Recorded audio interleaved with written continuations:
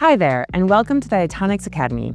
I'm Emily, and I'll be guiding you through this course on open innovation and how you can turn external ideas, insights, and partnerships into real strategic advantage. The course is designed for innovation leaders, R&D professionals, and corporate strategy teams who want to tap into external knowledge and partnerships to accelerate growth. We'll examine the core open innovation models and what it actually takes to design your own approach. By the end of the session, you'll understand what open innovation really is, when it creates value, and how to build a repeatable system that delivers measurable outcomes. So let's get started. First, let's discuss what open innovation is and why it matters. In simple terms, open innovation can be understood as a business strategy that leverages external knowledge, ideas, and technologies to foster innovation. Instead of relying only on internal R&D, you collaborate with startups, universities, suppliers, customers, and sometimes even competitors to speed up development, access new capabilities, reduce risk, and explore opportunities you couldn't reach alone. Here is what makes it different from closed innovation. In a closed model, you develop everything in-house. You control the IP, the process, and the timeline.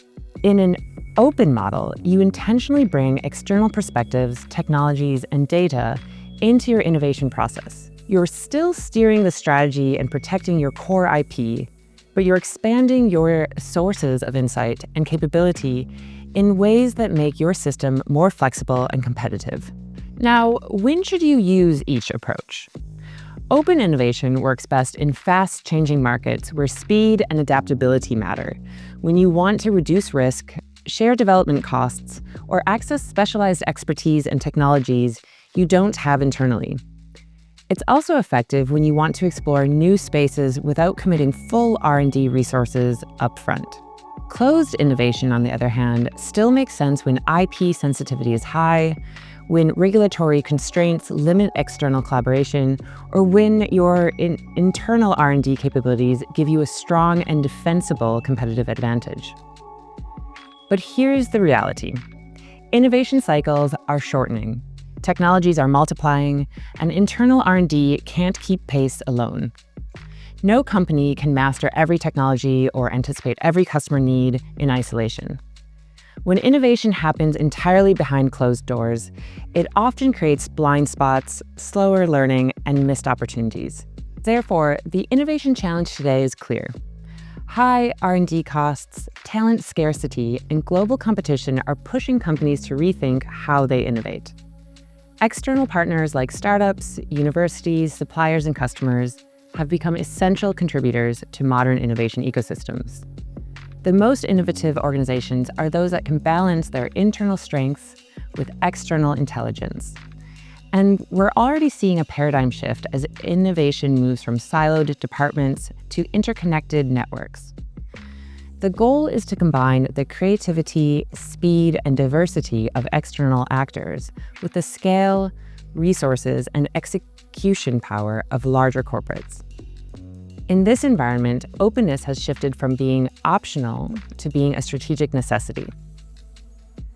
Let's clarify something upfront. Open innovation is not outsourcing. It's about structured collaboration and value co-creation. The principle is simple. Great ideas can come from anywhere, but true success lies in integrating them effectively. And this extends far beyond technology or products and services. Open innovation can also influence business models, processes, and partnerships. It's ultimately about combining internal capabilities with external ideas and expertise to create value in new ways, not just by launching new products, but by improving how you solve problems, deliver experiences, and run your operations. Next, let's look at different models of open innovation. First up, internal crowdsourcing. Now, technically speaking, this is not true open innovation since the ideas and expertise come from inside your organization. But it's fair to say this is open innovation adjacent. Because internal crowdsourcing leverages many of the same principles, broad participation, open problem framing, and distributed idea generation, It can also create some of the same benefits, like uncovering hidden expertise and accelerating problem solving.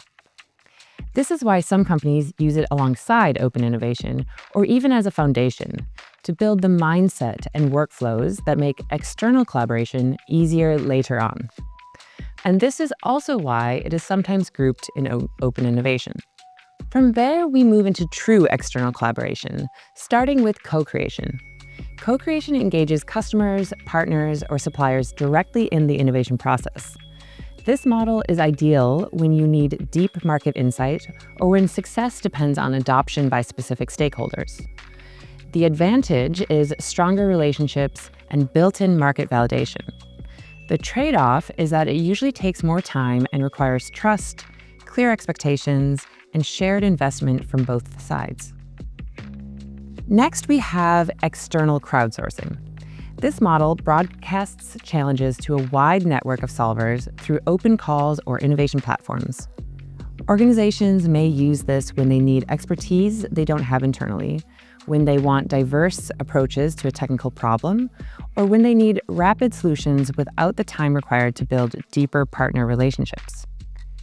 It can provide access to global talent and unconventional thinking, but requires very clear problem framing, structured evaluation, and careful IP management. And finally, we have AI-generated ideation, which is becoming a valuable complement to these models. AI helps explore solution spaces at scale. It's great at pattern recognition, generating variations, and surfacing non-obvious combinations. It's especially useful in early-stage exploration or when you need to analyze large data sets to identify opportunities. But AI can't validate feasibility or market demand. It expands your option set rather than replacing human judgment. Each of these models serves a different purpose. Internal crowdsourcing builds engagement and uncovers hidden expertise. Co-creation strengthens relationships and increases the chances of real market fit. And external crowdsourcing gives you access to specialized skills and diverse perspectives that you simply won't find inside the organization. AI, meanwhile, expands your option set by helping you explore solution spaces much faster. So the real question becomes, which model should you use and when? Here's a simple way to choose. Consider the following 3 questions. First, where is the knowledge you need? If it's already inside your organization, internal crowdsourcing is the fastest route. If it sits within specific partners or stakeholders, co-creation is the right model. And if the expertise is unknown or widely distributed, external crowdsourcing is your best option. Second, what's your primary constraint? If it's time, external crowdsourcing or AI can accelerate exploration. If it's adoption risk, co-creation reduces resistance. Third, what's your IP tolerance? Internal models protect IP, while external models require clear agreements upfront. The key is matching the model to your strategic goals and constraints. Most mature open innovation programs use multiple models for different challenges, not a one-size-fits-all approach. Now let's look at how leading organizations put these principles into practice. Bosch began by recognizing a clear challenge. Their innovation teams were overwhelmed with unsolicited proposals and had no consistent way to evaluate external opportunities. External engagement was happening, but it was ad hoc and difficult to manage at scale. To fix this, Bosch launched an open innovation portal powered by ITONICS to collect and assess more than 1,000 external submissions each year.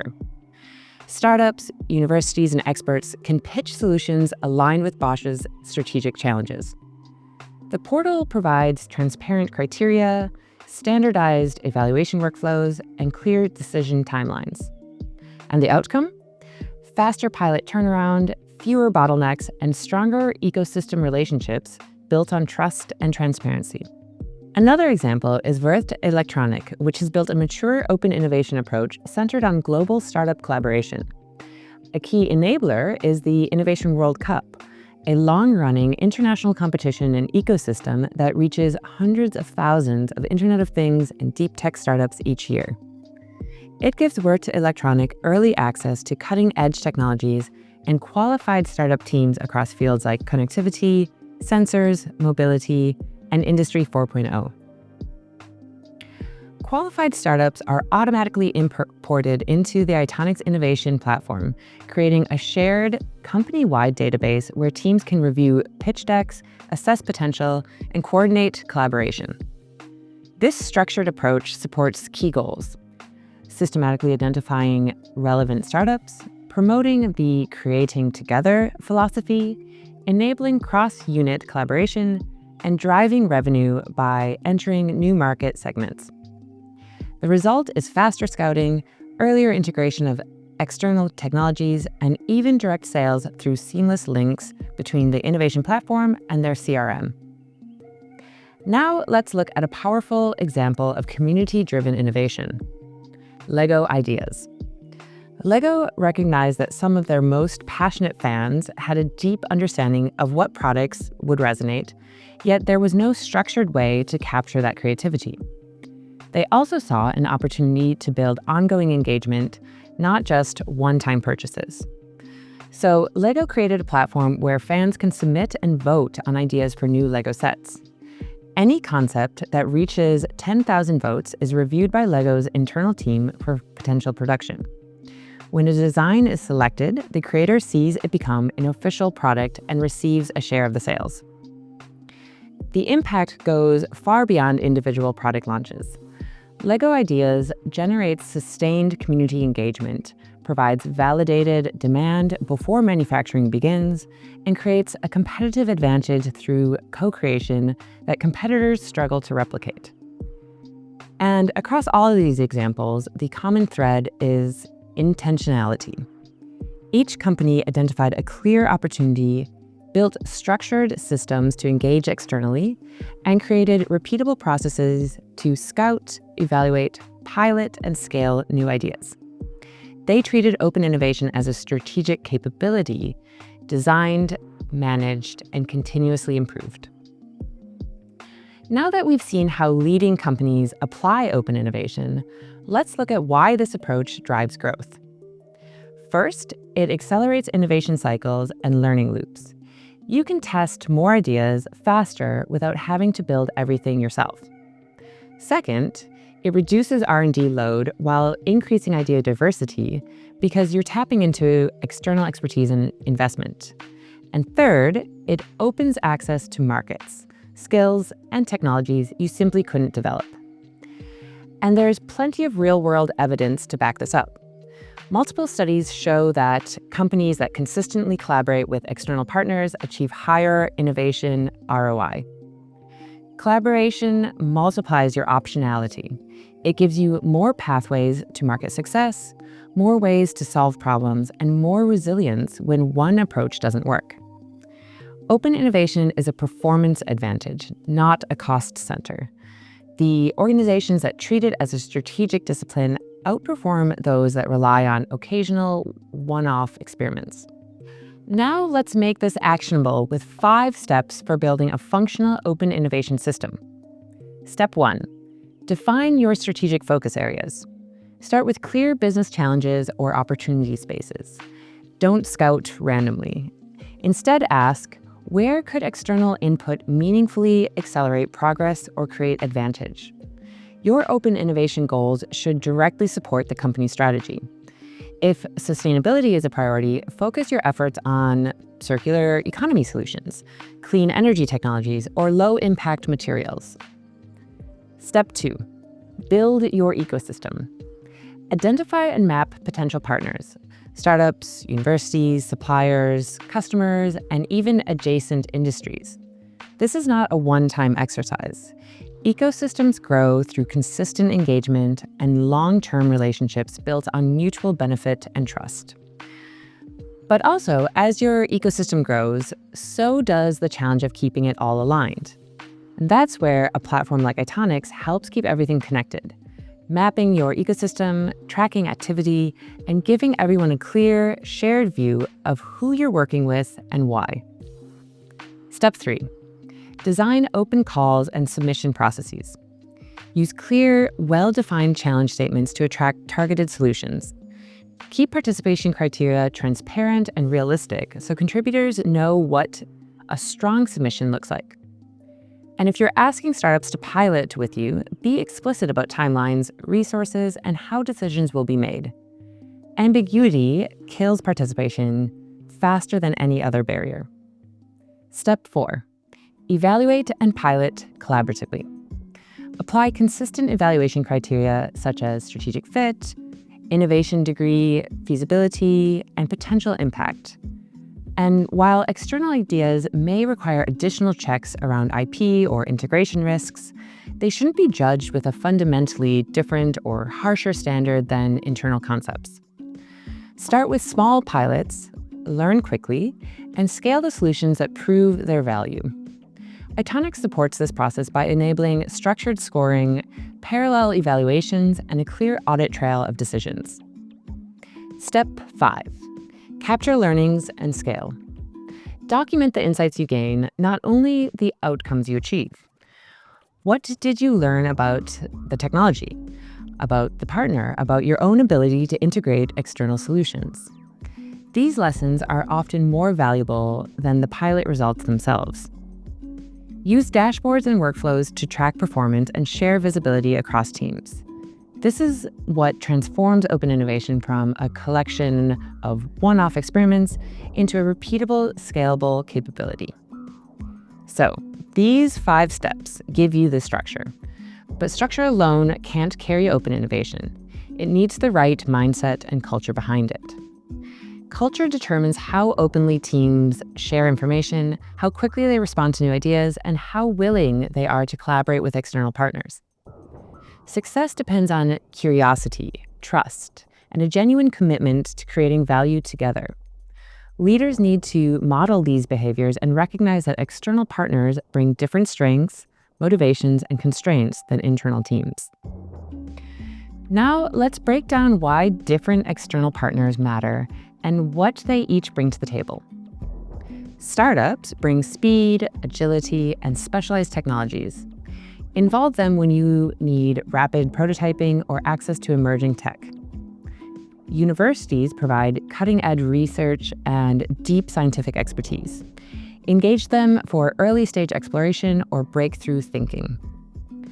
Suppliers already understand your operations and can co-develop solutions that integrate seamlessly, ideal for process improvement or areas like material innovations. And customers bring real-world insight and early validation, essential for reducing market risks and improving user experience. Now, how do you make this work in practice? Across organizations that excel at open innovation, 3 internal best practices show up again and again. First, recognize and empower your internal champions, the people who naturally connect teams with external partners. They link functions, break down silos, and help ideas move across the organization. Give them clear mandates, time, and support so that they can do this work effectively. Second, create incentives for learning and experimentation, not only finished products. Reward launches, yes, but also validated learning and successful pilots. These behaviors build the capabilities that open innovation depends on.